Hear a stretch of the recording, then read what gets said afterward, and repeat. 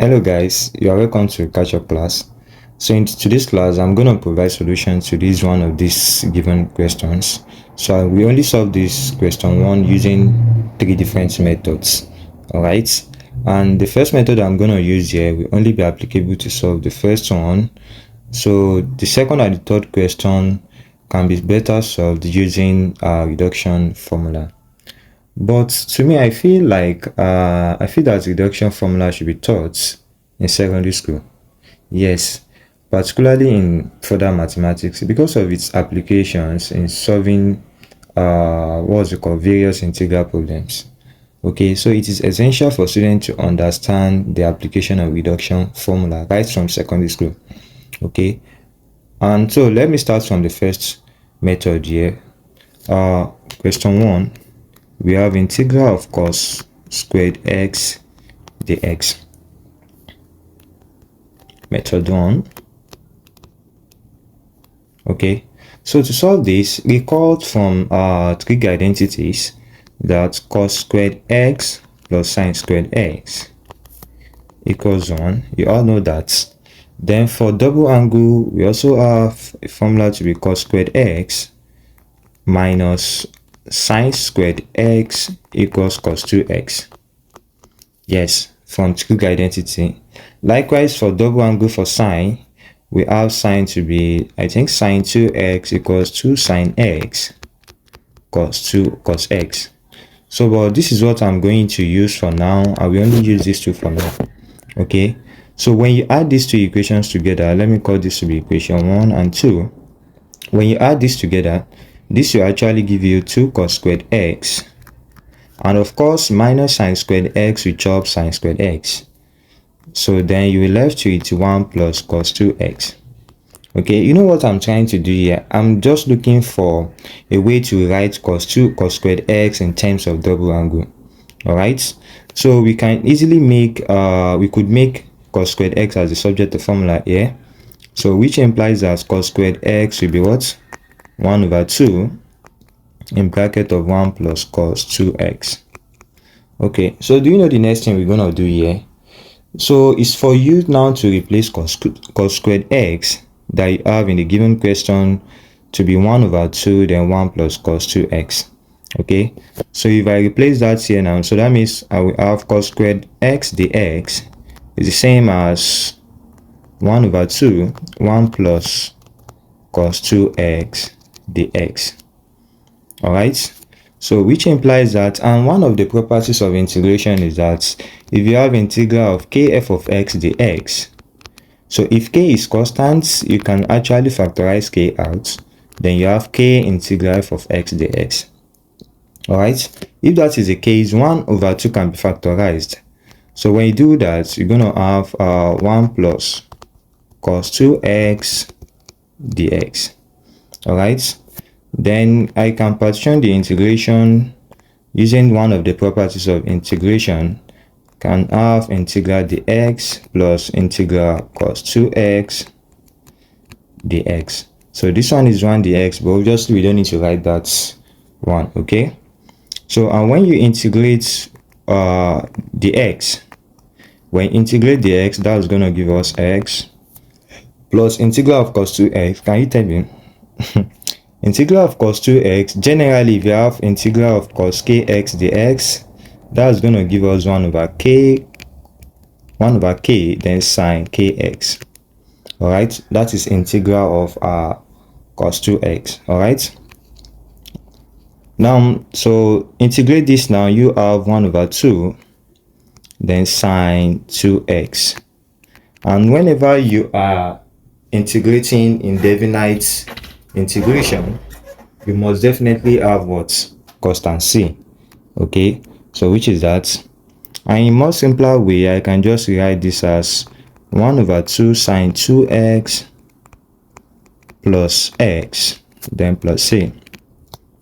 And don't forget, from the beginning I told you here that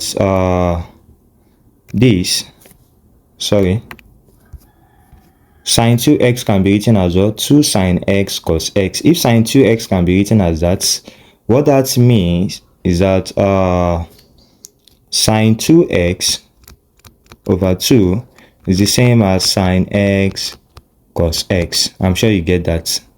Okay, so what I'm now going to do here now is that 1 over 2 sine 2x now is same as what? Sine x cos x. So you now have 1 over 2. So the whole of this now is what? Sine x cos x, then plus x plus c. And that is the solution to the first question using using method 1 to solve that. I told you it is not advisable to use this method to solve the second question and the last one. Okay, so reduction method is the best method to use when dealing with integration by trigonometry like this. All right, so let's consider reduction method and let's see how we're going to apply that. So I'm moving to method 2 now. Method 2. Honestly, if you stop now, you are just robbing yourself of something truly valuable. So you have to stay till the end of the class. All right, so I'm going to consider same question, which is integral of cos² x dx. You know, this cos² x dx can be written as cos x times cos x dx. And one of the techniques of integration is integration by parts. And integration by parts is just like integral of product rule. You remember from differentiation we have product rule. Okay, so by integrating product function, that is what we call integration by parts. All right, and the formula is given to be integral u dv equals uv minus integral v du. Okay, so and as a student you need to remember this formula at all times, except if you are studying in the UK, the US like that, where they allowed formula book in the exam. But if you are in my country here in Nigeria, so you have to carry this, so you have to do this off heart.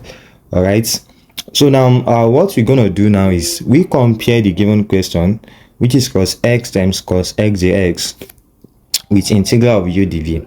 All right, so by the time you compare that, you have u to be cos x, and of course dv will be what? Cos x dx. So now it is now left for us to derive other unknowns we have in this formula. What do we actually need in this formula? We need u, we need v, we need du, and of course we can actually get du from u. Then likewise we could get v from dv. All right, so when you differentiate u, du dx, that will give you what? Minus sine x dx. And for dv, we're going to integrate that. So when you integrate dv, you have v to be what? Sine x. Okay, so we apply this in this given formula, which is integral u dv. Don't forget u is cos x and dv is what?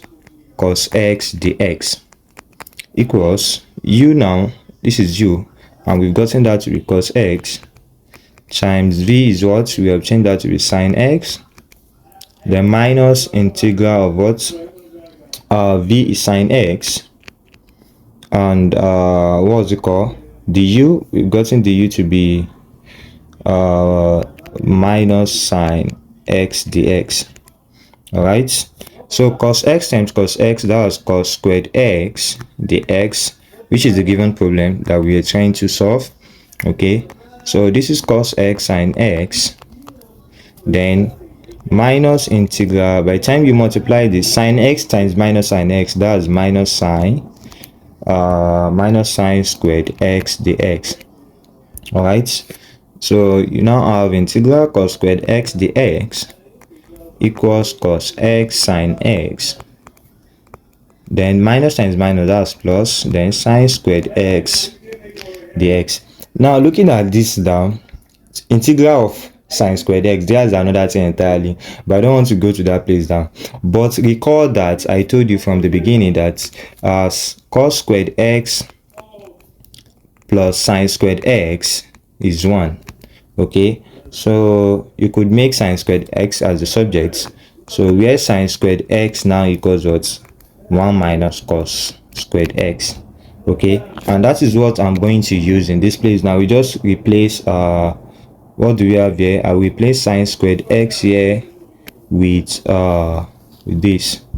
Okay, now So by the time you replace that, okay, you have integral of cos squared x dx equals cos x sine x, then plus integral of 1 minus cos squared x dx. We put that in brackets, and this is cos squared x dx equals cos x sine x, then plus integral dx minus integral cos squared x dx. When you check this very well, it is obvious there that cos squared x is what you are looking for, and that actually appears in the what, in the solution again. So what you just need to do is to rearrange it. Take minus cos squared x that you have here to the other side, so you add the two cos squared x together, and that is going to be 2 cos squared x dx, then equals cos x plus sine x. And here you have integral dx will definitely give us x. Oh sorry, this is cos x sine x. Okay, so what happens here, you divide both sides by 2, then you have integral of cos squared x dx equals 1 over 2 cos x sine x, then plus x plus c, and that is the final answer to that. You can see when you compare this method, this second method, with the previous one, you can see we actually obtain the same result. All right, but this is not where I'm going actually. So if I'm going to leave the second and the third question for you to solve that, and you ensure you drop the results at the comment section. Okay, all right. So now in the application of reduction formula, all you need is the formula. Okay, so for the moment you know the formula, just substitute the value of the power of the what's the called function you are looking for, then you get your answer. All right, and for the reduction formula of reduction formula. Okay, so before I continue to this, ensure you drop comments, like, and subscribe. All right, so for reduction formula now, I want to generalize cos function.